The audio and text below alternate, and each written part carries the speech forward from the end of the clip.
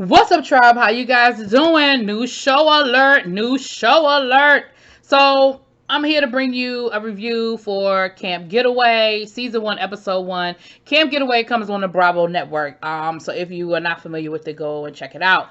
But this is basically what we're dealing with. This is a show about an overnight camp for kids. It's like a theme camp. I mean, for adults. It's like a theme camp. Like when you were a kid, I don't know how many of you guys ever went to away camp. I did every year. I went to Mountain Lake Camp in Fannisburg, Pennsylvania. I absolutely loved it. It was some of the best experiences of my life. My sister went there. I think that I went there for almost, I went there for over 8 years. I think I went there for close to 12 years because they used to have like a 4-year post where you could sign the 4-year post and then the 8-year post. And then they had a 12-year post. And I want to say that my last summer there was my 12th year, but I was sort of like, I was a camper, but I was sort of like trying to be like a camper, a counselor in training type thing. Anyway, it was great. Whatever. So this is a camp designed for people who want to kind of relive that nostalgic when I went away to camp. And it's very, at first I thought it was going to be like when I went to camp as a kid. Like you were there, you had a bunch of other people there, you in cabins, you did activities together. But then what we see is that it's a little bit more of like a all-inclusive resort with a overnight camp theme, right? The camp is run by David. David is a former stockbroker or something like that. He made a whole lot of money in New York, but then he decided that he was going to take his family's life savings and he was going to put it into this overnight camp. The camp, Monday through Friday, the camp is for kids. The weekends is when it's for the adults. So it's only Friday, Saturday, and Sunday that they do the adult things. So it's a regular camp, right? So he has... and it's like 300 acres. And it's a beautiful camp. I mean, they got the lake thing working. They've got, it's nice. It's a really, really nice. I mean, you could definitely tell he put some money. It's a real upscale type situation. His camp director is Claire. Now, Claire is no nonsense. Claire is bad cop to his good cop because he seems like he definitely is about about his business. He's definitely about running a good business. But Claire is very much the let's get it done. Like I don't want it done today. I want it done yesterday. Like let's go. And it seems to work for them. Her management style versus his management style. It seems to work for them. So on the weekends they have they don't call them counselors, they call them social directors. Now they have a whole staff that takes care of like maintenance and that kind of stuff. But then they have their social directors who make sure that the guests who are paying, I'm pretty sure, a really good penny to be there are having the experience that they paid for. And the experiences are made to order. You're going to see that in a minute when we get to the guests for this particular weekend. The experiences are very made to order. So the social coordinators we have Monica and Adam. Adam, they're the senior coordinators. They've been doing this for a couple of years. And this is sort of like their getaway. Monica is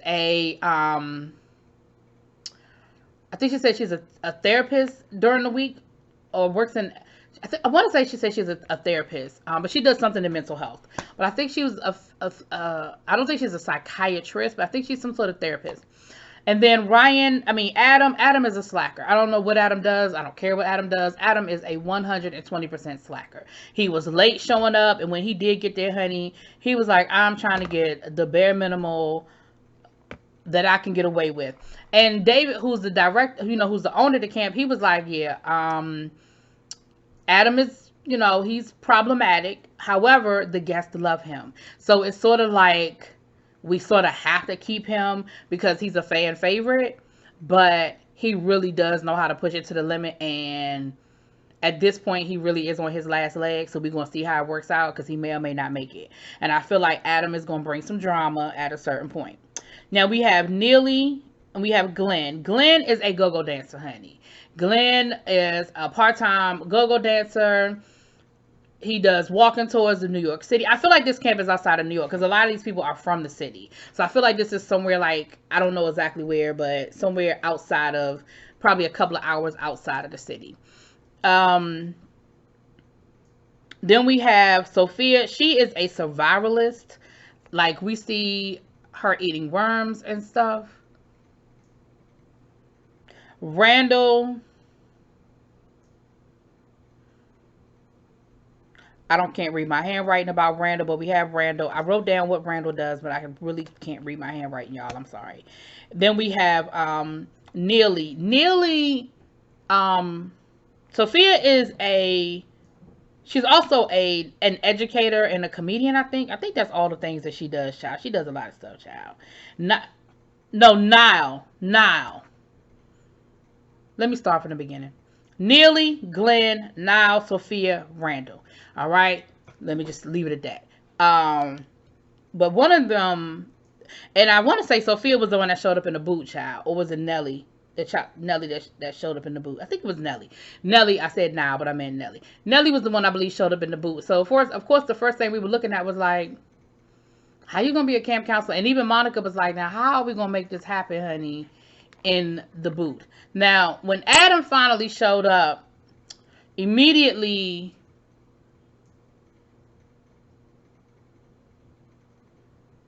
y'all,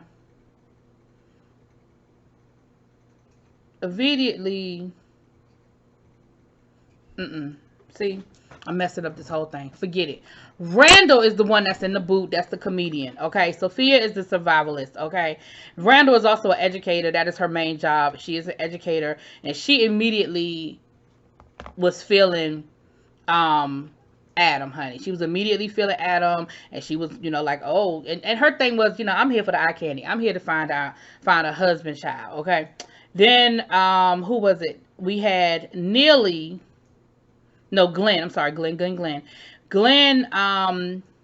Sophia was sort of flirting with Glenn a little bit, honey, until Glenn had to let her know he had a whole girlfriend that he lived with. So anyway, sorry, y'all. Y'all know it's going to take me a while to get these names straight. I'm not going to say something that's inappropriate, but let's just say that a lot of times, sometimes, y'all know I'm bad with names anyway, but I got to make the names with the faces, and sometimes people look alike. And I'm going to leave it at that. I'm going to leave it at that, and y'all figure out what I'm saying. Now, so they go and they check in to their rooms. And it looks like a nice, like, because, some of the rooms have 3 or 4 beds in them, but all of the cabins, they're not rural living. Like, they're definitely nice cabins. They're definitely kept up really well and all that good stuff. They don't have a separate suite to themselves. And Randall started talking about when she went to away camp and how her away camp, they had separate suites and,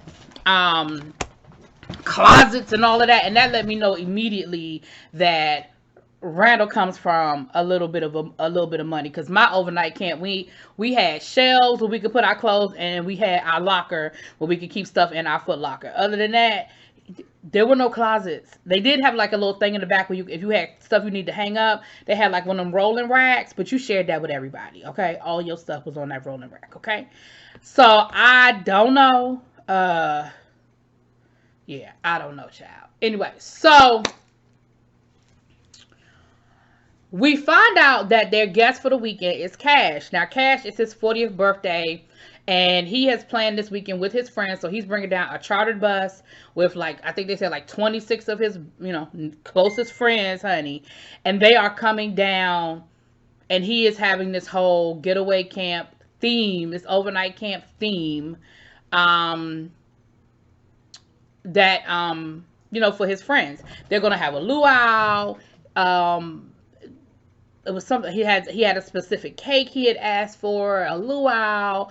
So again, like I said, it's a made to order experience, right?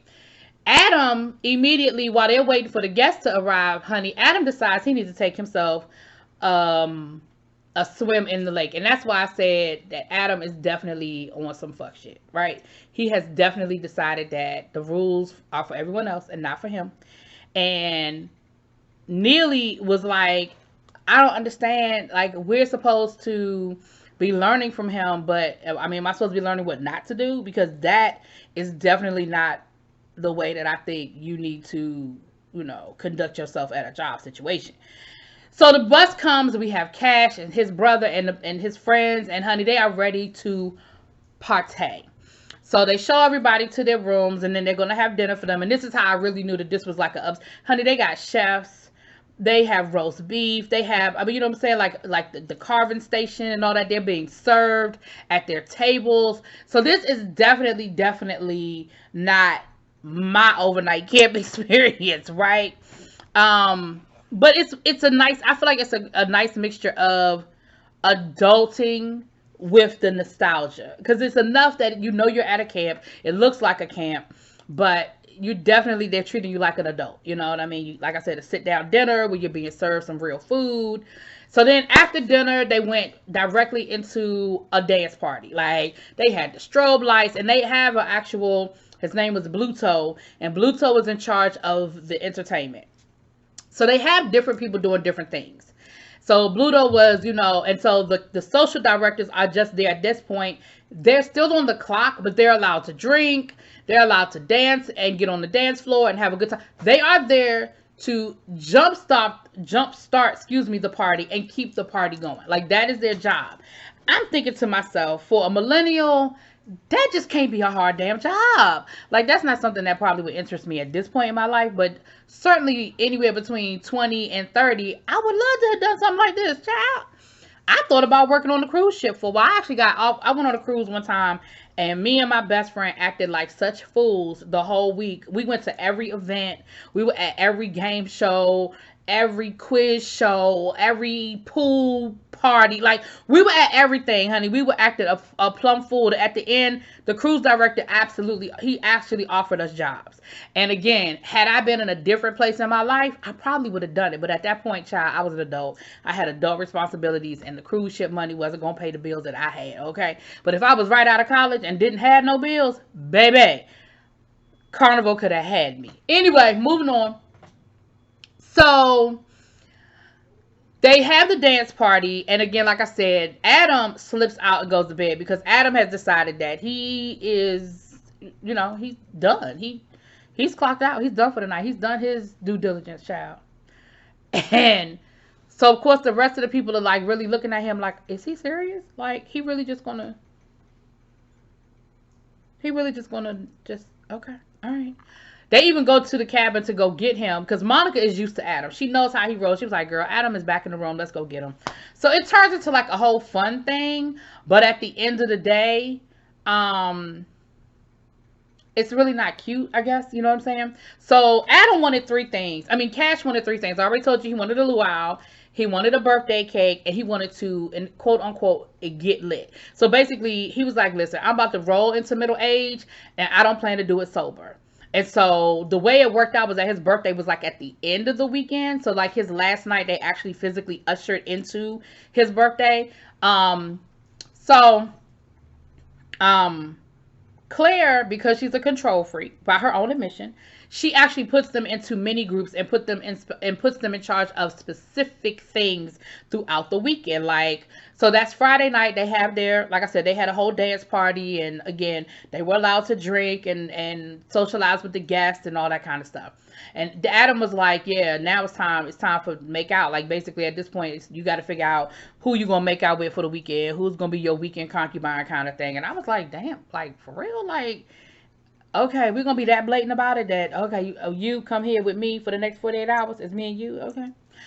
So the next day, they have actual activities. And again, each of the social directors are in charge of a different activity. And they were doing archery, and they were doing, they did zip lining. They did a survival. I told you, Sophia, who's a survivalist, she did like this whole thing teaching them how to make fires. And that's when she ate the worm, and all of them were looking at her the same way you're looking at me right now when she ate that damn worm.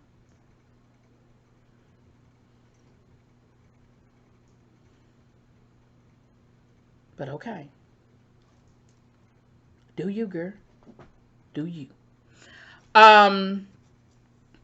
They did end up doing the zip lining, and Randall, let me go back, honey. That night, Randall was flirting with Adam, honey. She was flirting with Adam. So when Adam disappeared during the party, she was like, well, I thought me and him had made a connection. I thought me and him were vibing. So her little feelings were hurt that he didn't want to dance with her or didn't want to drink with her or do other things with her once they got off the clock, on the clock thing, you know, when they were able to party.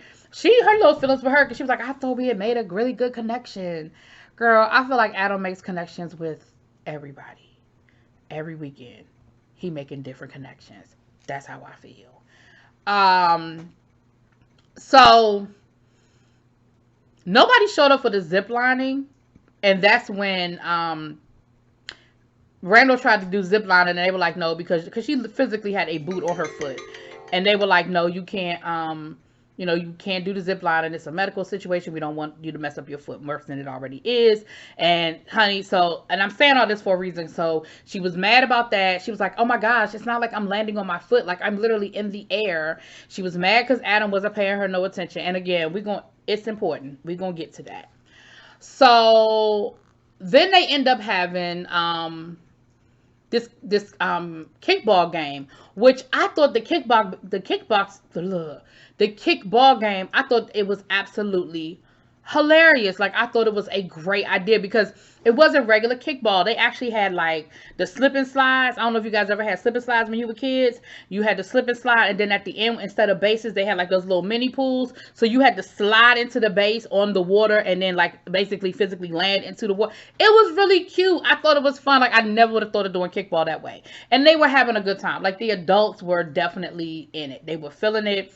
They were having the time of their life. And of course, there's plenty of alcohol, honey, plenty of food, and if you didn't want to do it, there were there were other activities if you didn't want to do it. Like, nobody showed up for zip lining, and that's why, Randall and them decided they were going zip line, because nobody actually signed up to do it.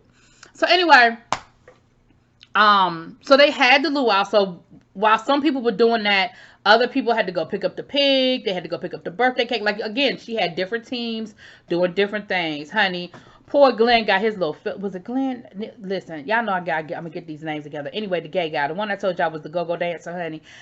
He really was not feeling that pig. Have y'all ever been to a luau and actually physically seen that pig over that spit? It is not a cute sight. And it really does not, for me, it really didn't. I've been to 2 luau's in my life. I've been to like a fake luau at my job one time. They had a luau for us, but it was a real pig, okay? And then when I went to Hawaii, I went to an actual luau in Hawaii. And both times I was not feeling the pig.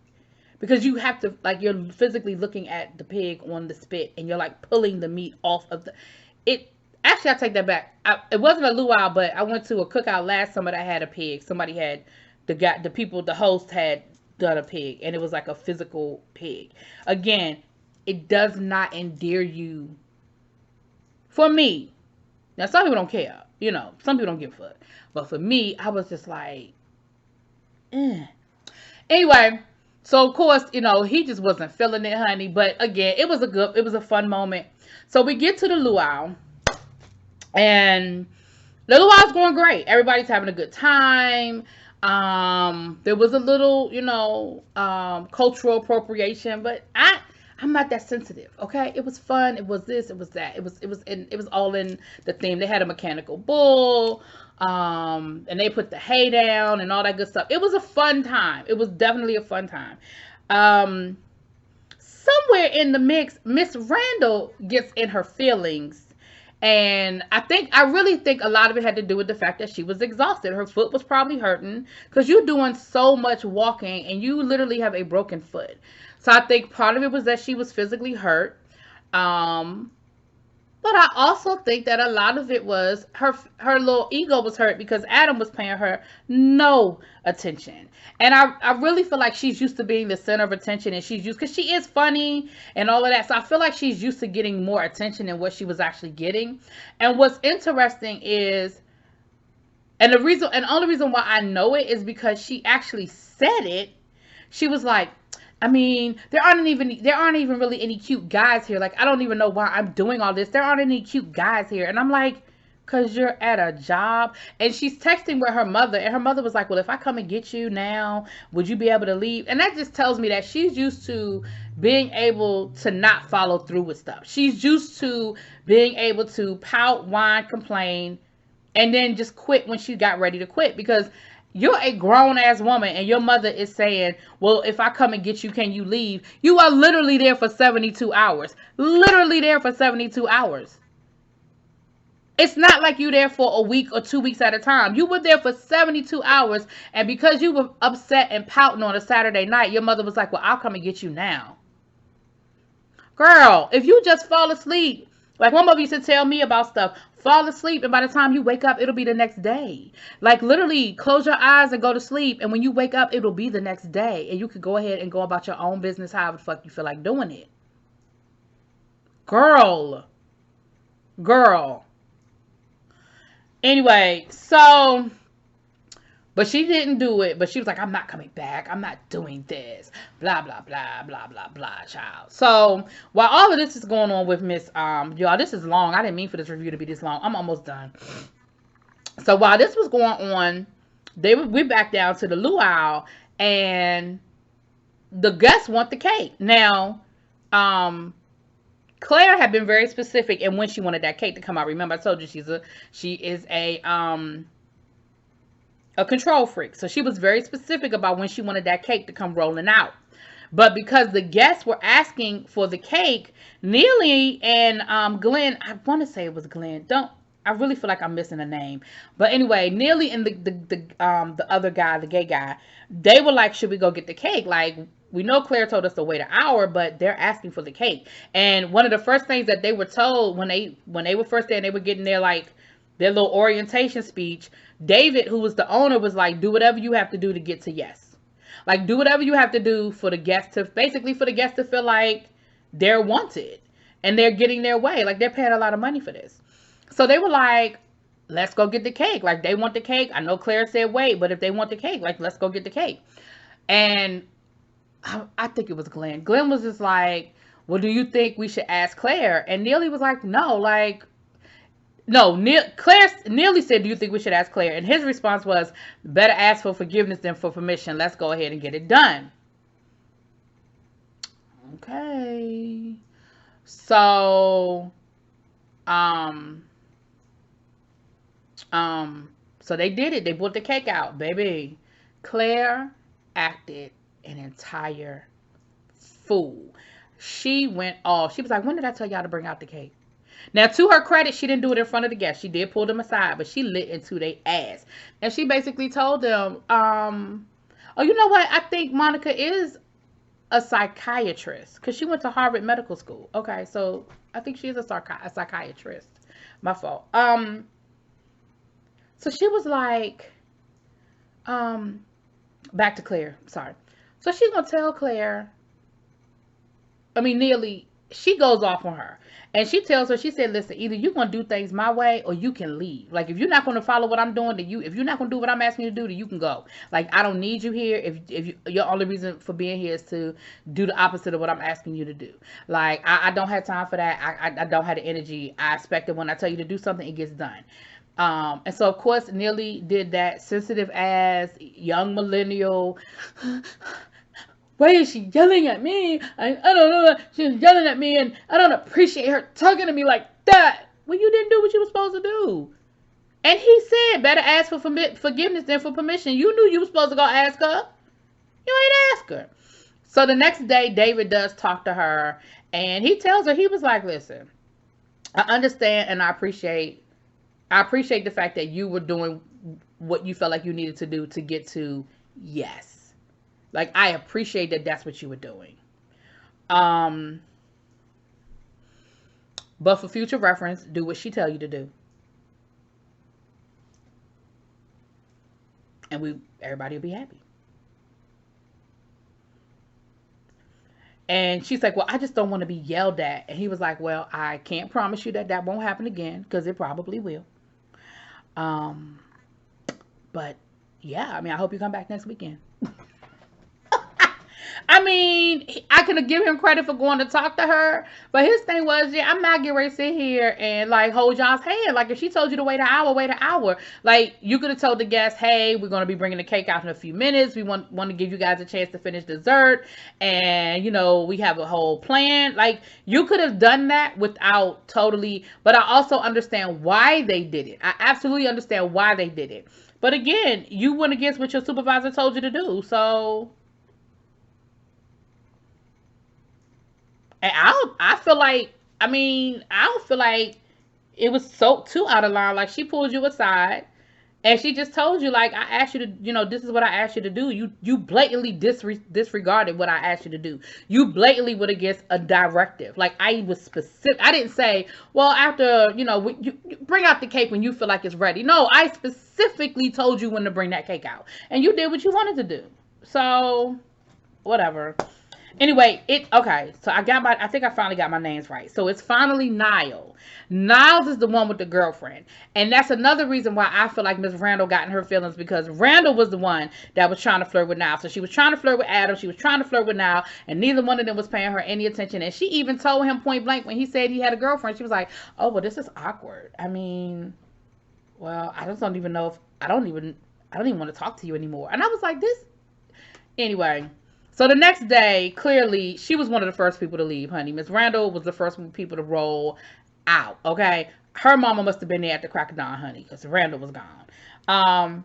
But they saw them, Cash leaving, him and his friends getting together. They bought him some, that night after the luau, honey, they got totally drunk. I mean, they had a campfire with s'mores and champagne shots, and they got drunk. But they had a good time.